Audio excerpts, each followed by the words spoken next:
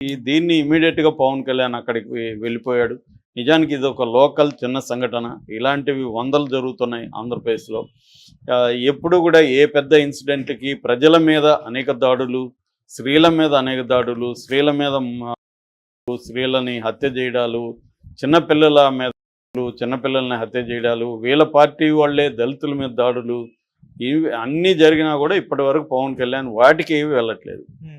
అయితే ఇక్కడ చర్చ ఏమి వచ్చిందంటే పవన్ కళ్యాణ్ ఈ కూటమిలో తెలివిగా తనని తాను ఫోకస్ చేసుకోవడానికి తను ఒక రెబల్గా, తను ఒక రెవల్యూషనరీగా, తను ఒక ప్రతిపక్ష నాయకుడిగా ప్రొజెక్ట్ చేసుకోవడానికి ప్రయత్నిస్తున్నాడు.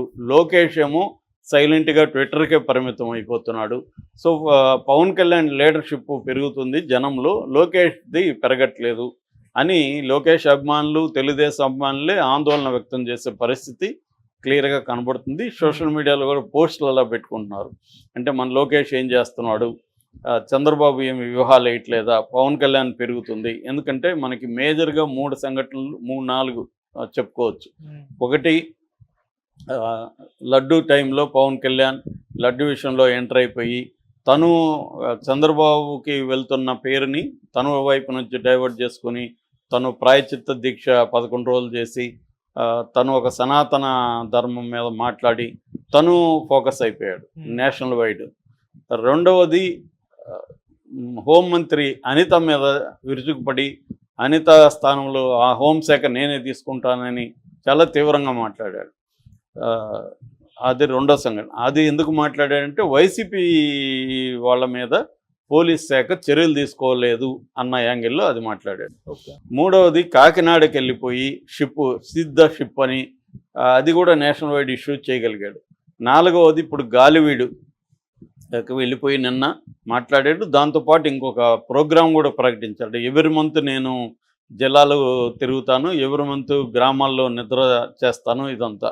సో దీనంతా చూస్తుంటే పవన్ కళ్యాణ్ ప్రతిపక్ష నాయకుడేమో అనే ఫీలింగ్ అయితే జనాలకు వస్తుంది. జగన్ కాదు ప్రతిపక్ష నాయకుడు, పవన్ కళ్యాణ్ అని.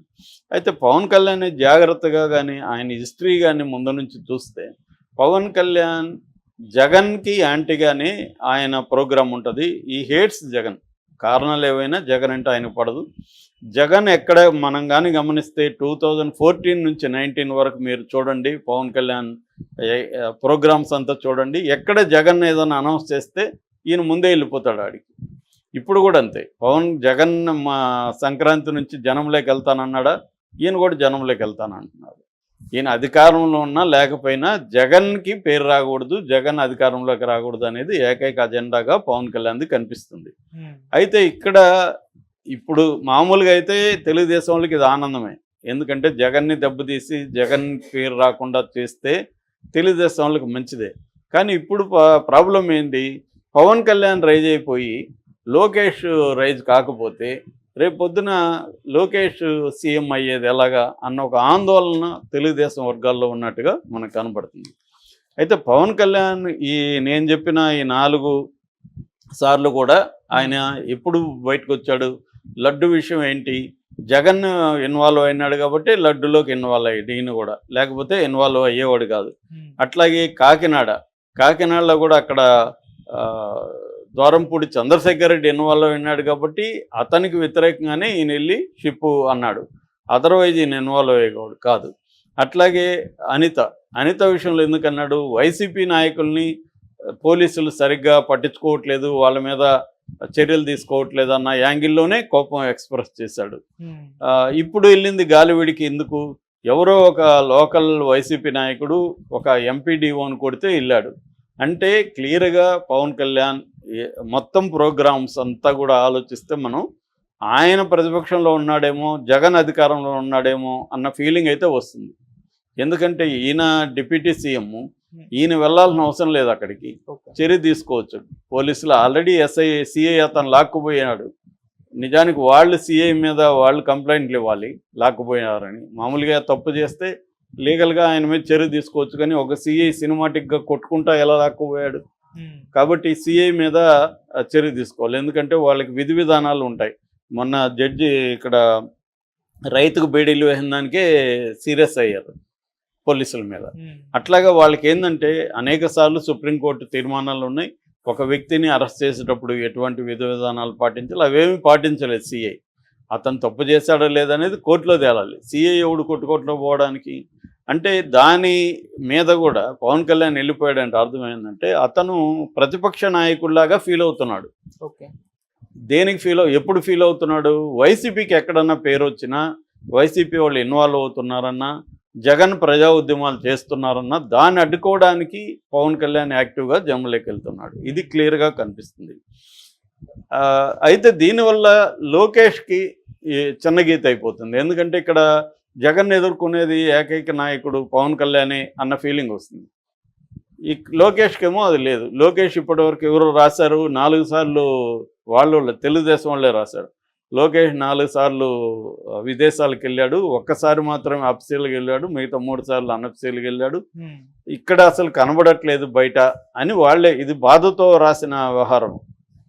అంటే పవన్ కళ్యాణ్కి పేరు వస్తుంది, పవన్ కళ్యాణ్ ఒక రెబల్లాగా జగన్ ఎదుర్కొన్న ఏకైక మగవాడలాగా పవన్ కళ్యాణ్ బయటకు వస్తున్నాడు, వీళ్ళు ఎక్కడా రావట్లేదు అనేది.